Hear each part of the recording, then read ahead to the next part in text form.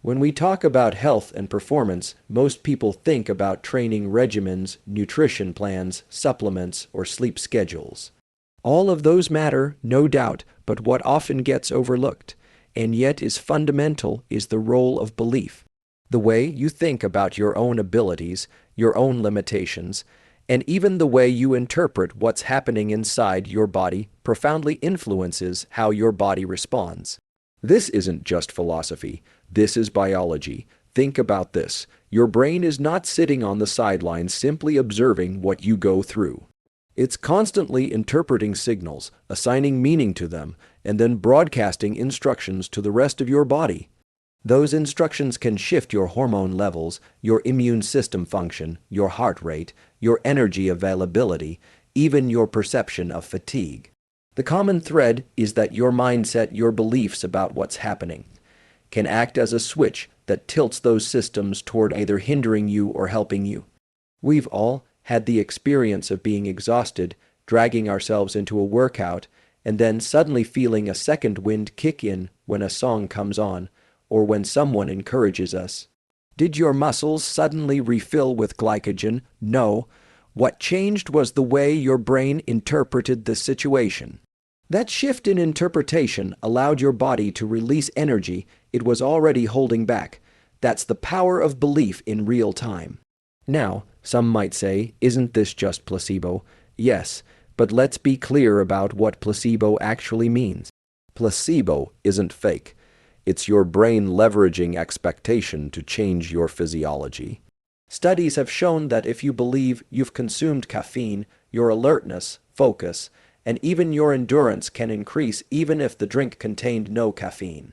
If you believe a certain therapy will reduce pain, your brain releases endogenous opioids that actually reduce pain. Belief is biology, but it cuts both ways. Negative beliefs can become barriers.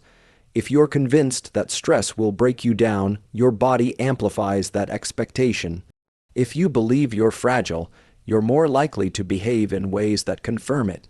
The brain is always predicting and preparing. So when your mindset leans toward limitation, your biology adapts in that direction. The exciting part is this: beliefs are not fixed, they can be reshaped. Mindset is like a lens. If the lens is scratched or smudged, it distorts reality. But you can clean that lens, you can swap it, and suddenly you're seeing possibilities where before you saw threats. This is where performance truly opens up. Athletes who approach competition with the belief that their nerves are fuel, not a liability, consistently perform better under pressure. Patients who believe their body can heal often recover faster, not because they're lucky, but because their biology is aligning with their mindset.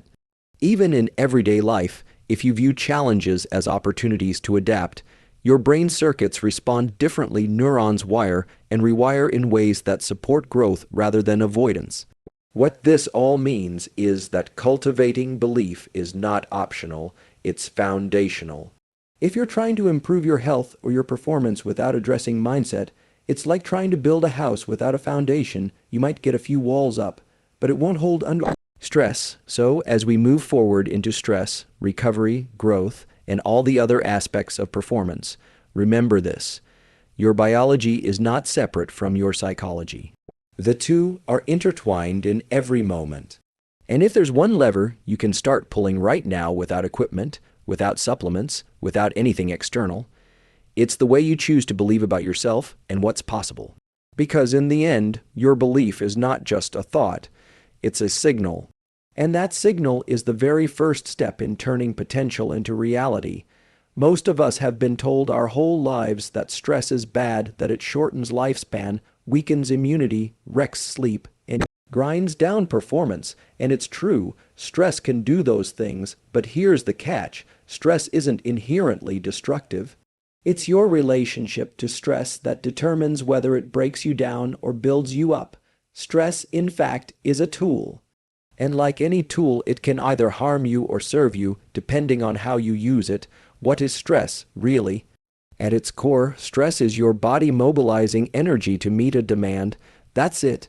Heart rate goes up, breathing rate goes up, Blood vessels constrict or dilate to push oxygen where it's needed. Glucose gets released into your bloodstream, so your muscles and brain have fuel.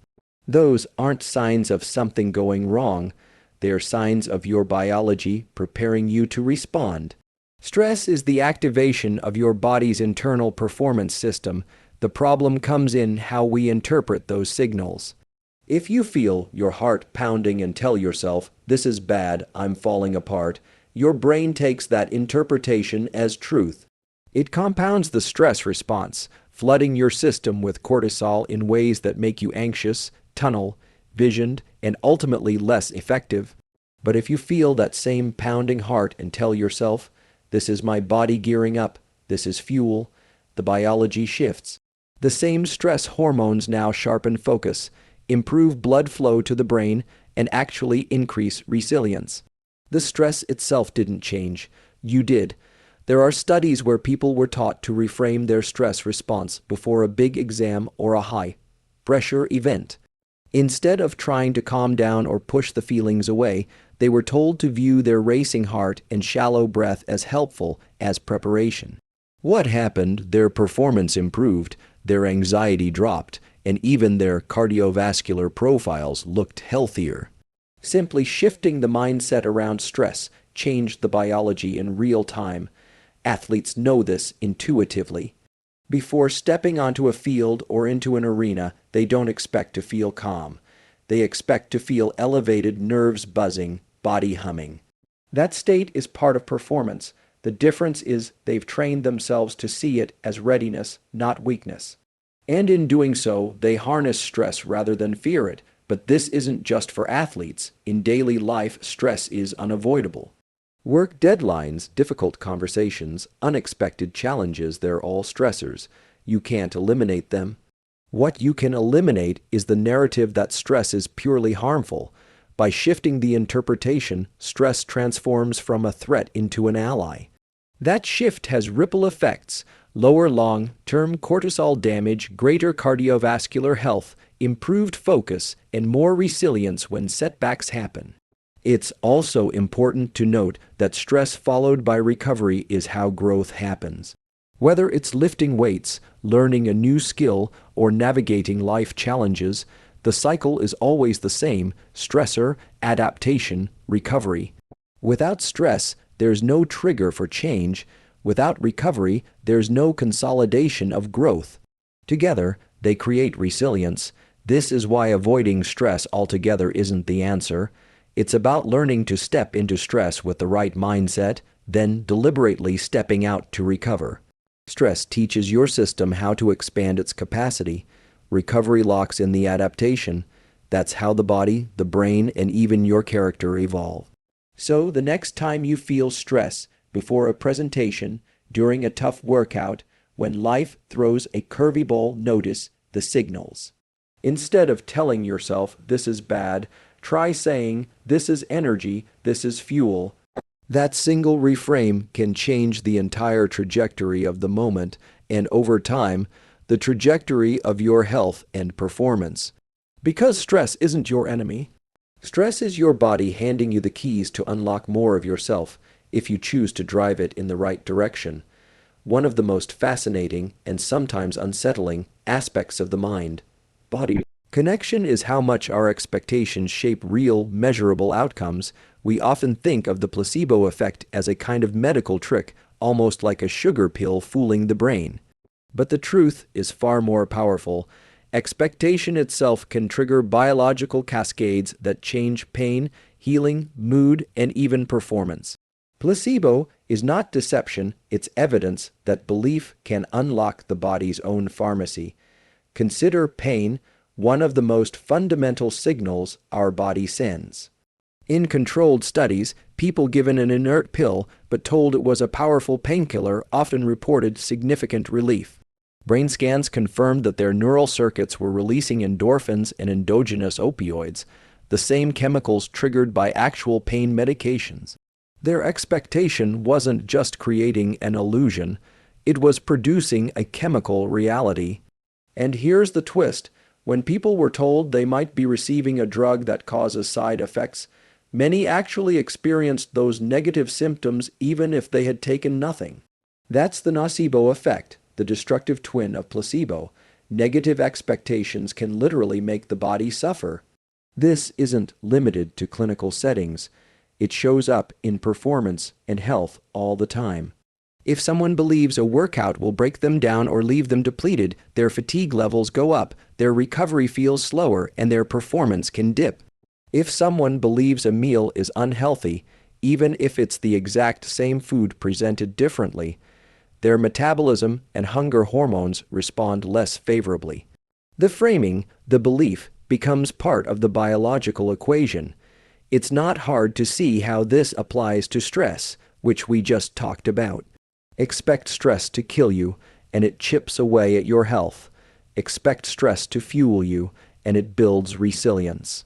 The expectation sets the stage, and your biology plays out the script.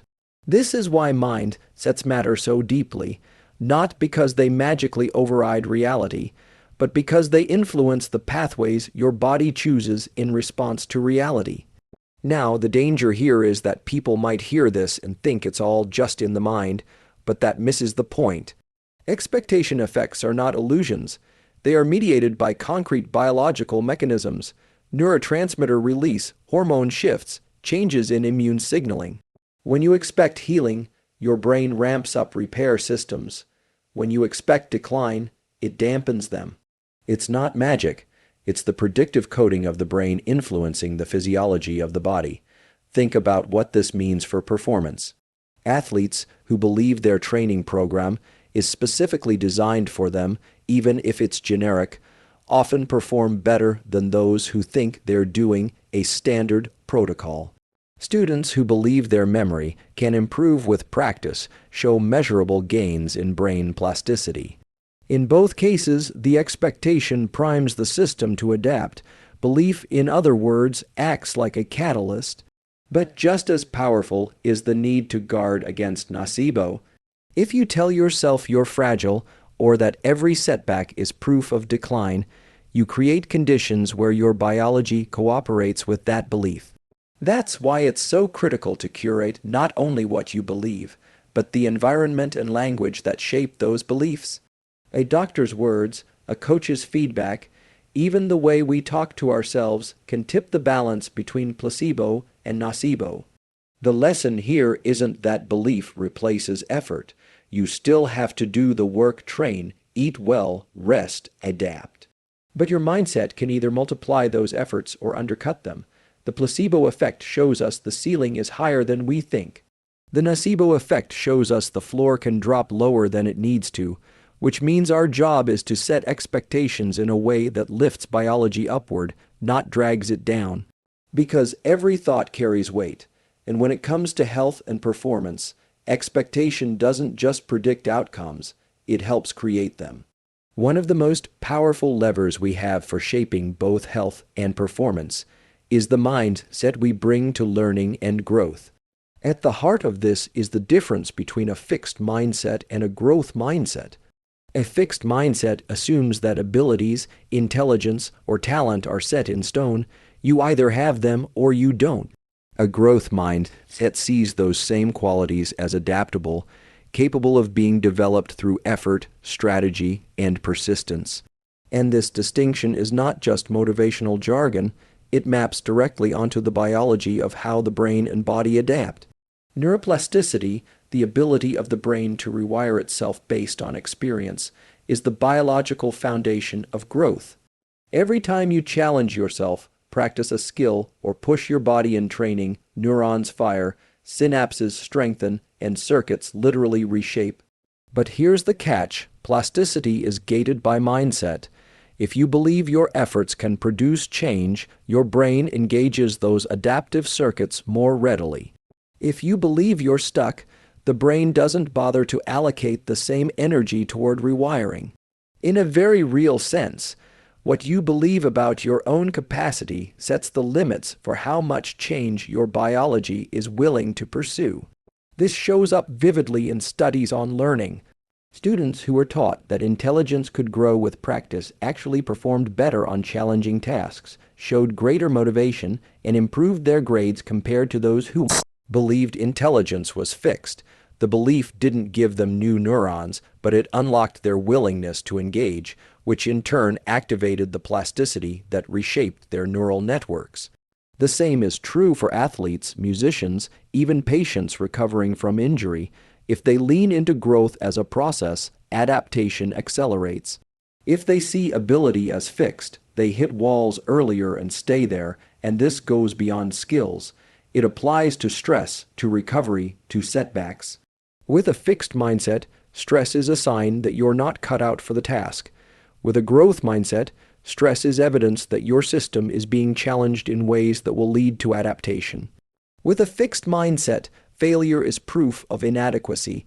With a growth mindset, failure is information, feedback to adjust and improve. That simple reframing changes not only the psychology, but the biology of how your body responds. Stress hormones shift, dopamine release changes, even immune function tilts toward greater resilience.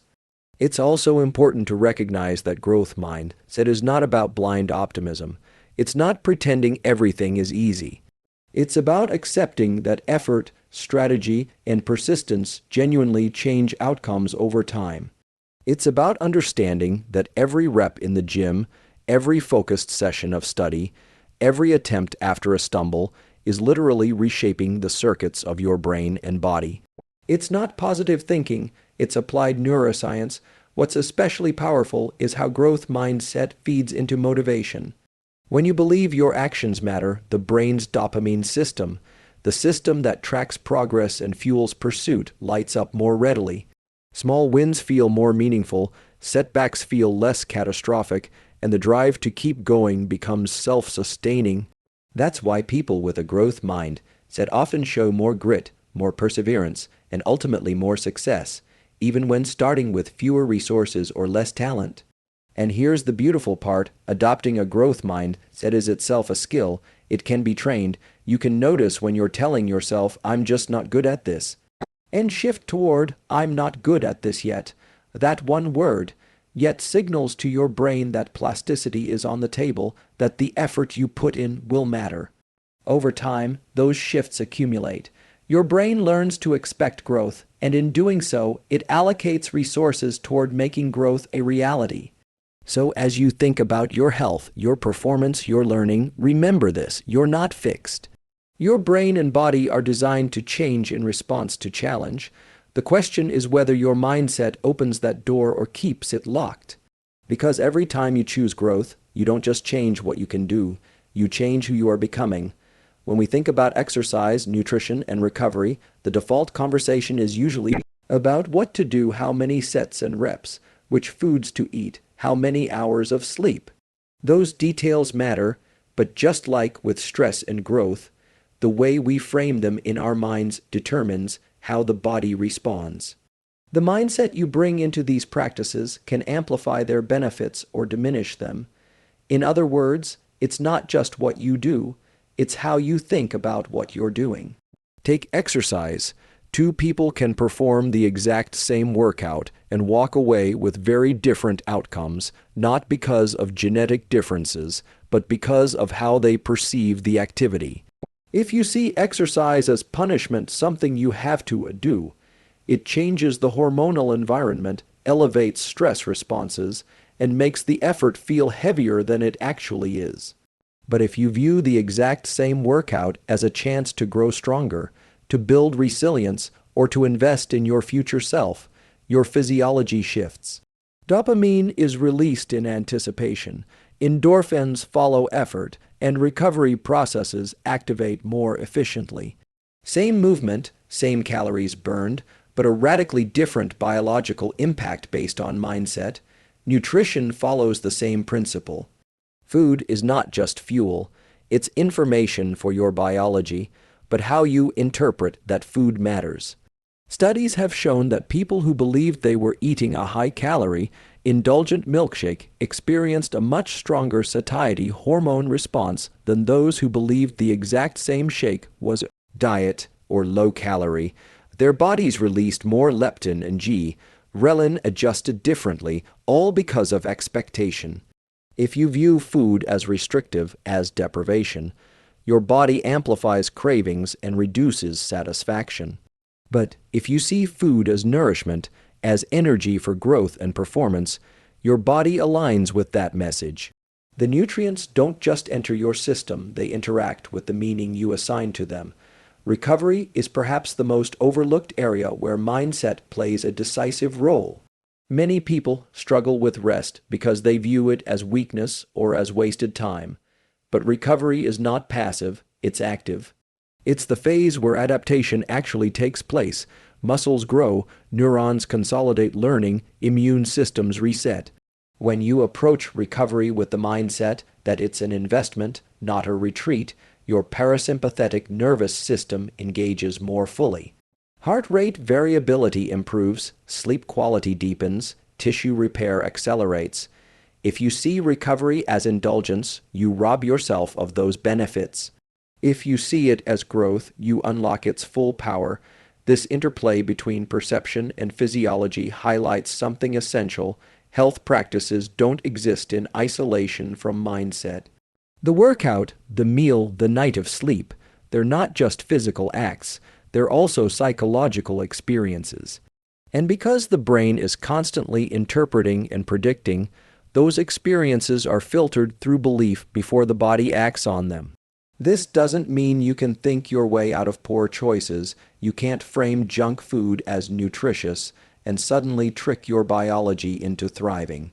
You still need the right inputs, but within the range of healthy behaviors, your mindset determines whether those inputs hit with full force or with diminished effect. So, as you structure your approach to health, consider both the external and the internal. Don't just ask, "What am I doing?" Ask, "How am I thinking about what I'm doing?" Because the framing you bring to exercise, nutrition, and recovery either locks in their benefits or leaves potential on the table. If you want to maximize health and performance, you need more than just discipline and routine. You need the right lens. Because when you frame every rep, every meal, and every night of sleep as an opportunity, your body doesn't just go through the motions. It adapts, it grows, it thrives. Because the truth is simple, the story you tell yourself about your health is the signal your body listens to most. Up to this point, we've looked at belief, stress, expectation, growth, and how mindset shapes exercise, nutrition, and recovery, but none of that matters unless it translates into daily practice. The science is clear. Small, deliberate shifts in mindset compound over time into lasting changes in health and performance. The challenge is learning how to apply these shifts in the moments that matter, moments of stress, fatigue, doubt, or decision. One of the most powerful tools is language. The words you use with yourself are not neutral. They shape perception, which shapes physiology. Telling yourself, "I have to work out," cues resistance and stress. Saying, "I get to work out," cues gratitude and energy. Instead of saying, "I can't handle this," try, "I'm being prepared to handle more." Those subtle shifts aren't about pretending everything is easy. They're about orienting your brain toward growth and opportunity instead of threat and limitation. Visualization is another simple but potent tool. The brain doesn't perfectly distinguish between imagined experience and real experience. Athletes who visualize their performance activate many of the same neural circuits as those who physically practice. Patients who visualize healing show faster recovery markers. When you mentally rehearse success or picture yourself navigating stress effectively, you're not just playing make believe. You're priming your brain and body to act accordingly when the real moment comes. Reframing is also crucial. Stress feels overwhelming when it's seen as a sign of failure, but when reframed as readiness, as your body mobilizing energy, it becomes fuel. Fatigue during a workout can be reframed as your body adapting, not as weakness. A setback at work can be reframed as feedback, not as evidence of incompetence. Reframing doesn't erase difficulty, but it changes the context in which your biology interprets it. That context is what determines whether stress chemistry helps you rise to the occasion or drags you down. Self-talk strategies extend this even further. Research shows that when people refer to themselves in the third person, "You can handle this," instead of "I can handle this," they reduce stress reactivity and improve decision making under pressure. It creates a little bit of distance between you and the challenge, which helps the prefrontal cortex, the part of the brain that governs rational thought, stay online when emotions are running high. That's a tool you can use anytime, anywhere. Equally important is environment. Surround yourself with people, cues, and practices that reinforce the mindset you want. If you spend time with people who see stress as growth, who view recovery as strength, who believe in adaptability, those beliefs become contagious. If you set up your environment with reminders, post-it notes, mantras, playlists, you anchor your mindset in your daily surroundings. The brain is highly context-dependent. Use that to your advantage, and don't overlook the role of deliberate reflection. Take a few minutes at the end of each day to ask, where did my mindset serve me? Where did it hold me back? What can I reframe tomorrow? That practice of awareness itself strengthens the neural circuits for adaptability. Over time, it builds a habit of catching limiting beliefs before they take root and replacing them with more effective ones. The goal isn't perfection, it's consistency. You don't need to reframe every thought or visualize every outcome. You just need to practice enough that these tools become second nature.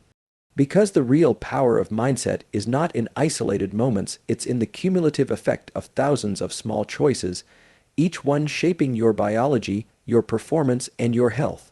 So as you leave here and think about your own routines, your workouts, your meals, your stressors, your recovery, ask yourself, not just what am I doing, but how am I thinking about it?